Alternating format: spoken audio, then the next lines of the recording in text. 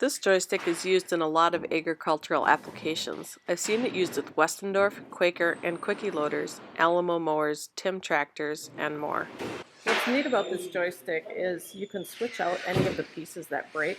For example, the button switches, you can see that's a plate that will actually pop out and can be replaced. The handle can be replaced, the stem can be replaced if needed.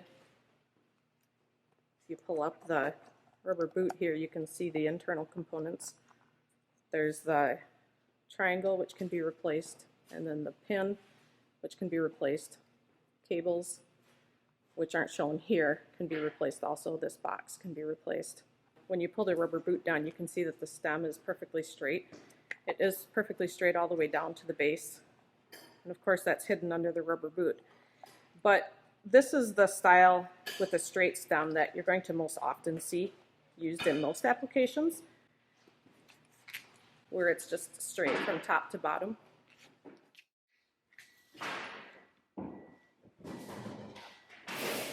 So there's one application, Koyker front-end loaders. They had a different stem design for when people are mounting this joystick to be used with a Koyker front-end loader. It really has nothing to do with the motor itself being any different. It's just that with the curve, because the handle sits forward a little bit, it can fit better, especially if you're mounting the joystick either on the console or right beside the console or right in front of the console. So in this video I'm going to show you how to switch out the curved stem with a joystick that has the straight stem. Just to make life easier, I'm going to use a two-function joystick for illustrating how to switch out the stem.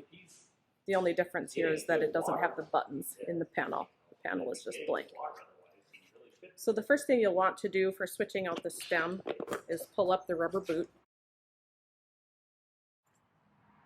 You can see that it's just pivoting on the one pin. So you want to snap that pin out, and then you can just go ahead and set the base with the pin in it aside.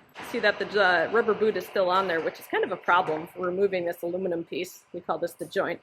So what I'm going to do is just go ahead and leave the joint on for now, move the rubber boot down over it, and then pull it back here to expose this jam nut, which is what we're going to have to loosen in order to get the handle off of the stem.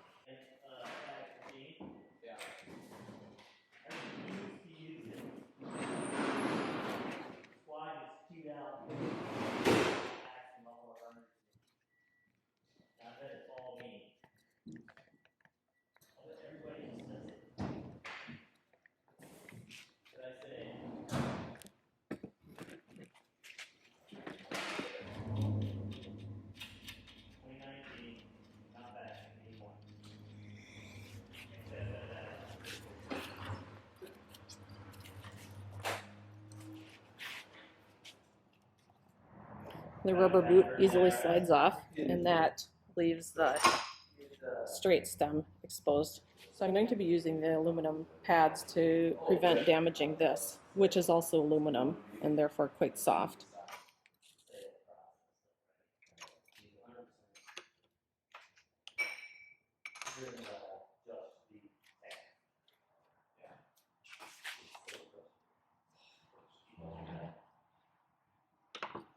I would shy people away from the concept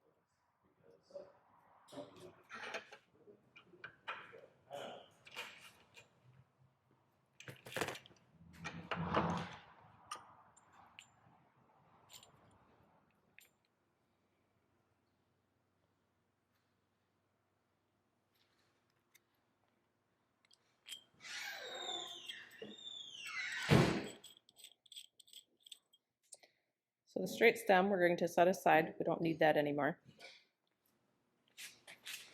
So here's the curved stem. Notice that there's one end that's slightly longer than the other end.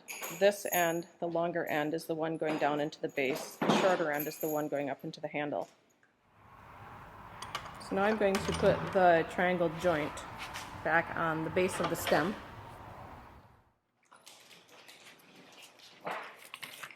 I'm using the one that is installed as a reference so that I install my triangle joint correctly. First we'll put the jam nut on loosely. Bring that down to the top of the threads. Then slide the washer on. And then putting the joint on. There's two sides to it. This is the side that has to face down. So we'll twist it on like this.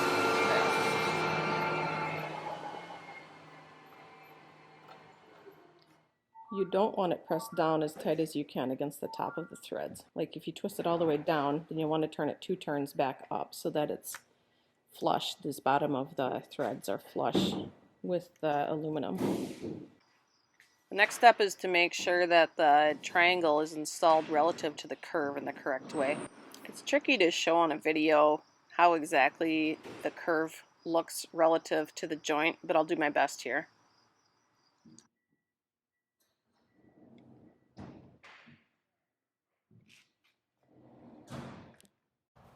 And this is showing how the joint is installed on my reference factory installed setup.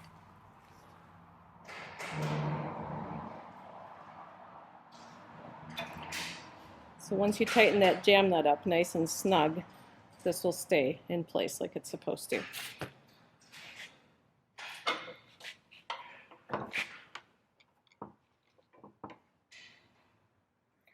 So now we have the joint installed. Now it's time to install the handle.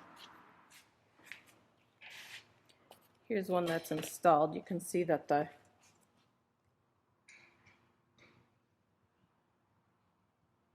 curve is going away from the seat so that there's a little more space between the handle and the console of the tractor.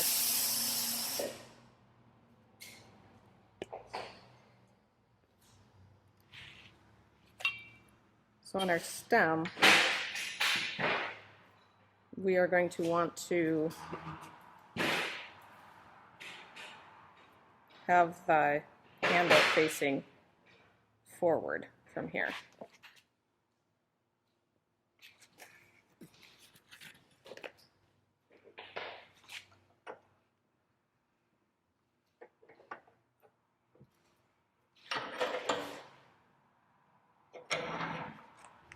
So now it's time to put the handle back on. Of course, you need to put the rubber boot back on too. This boot you probably could reuse it, go ahead and put it back on, especially since it's got the nice bend to it. But in this video, we're just going to go ahead and use the shorter boot, which was specifically designed for the stem that has a bend in it. It just fits a little better. So we'll slide that down on there. Then put the lock nut on, and you can go ahead and thread the lock nut down to near the bottom of the threads.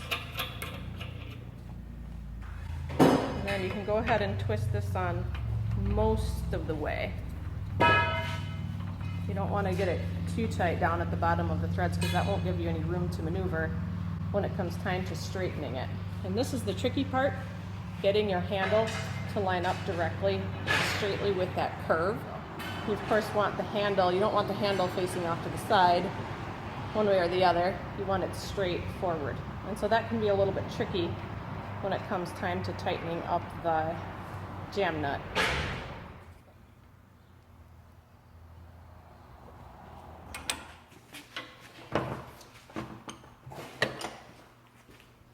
So now we have the curved stem attached to both the aluminum piece on the bottom as well as to the handle on the top. And we can just go ahead, still keeping the rubber boot up, and then reattach it to the base. So you'll want to take the ball, slide it in from the side, and then just twist it down. And we're ready to go. And just slide the boot down.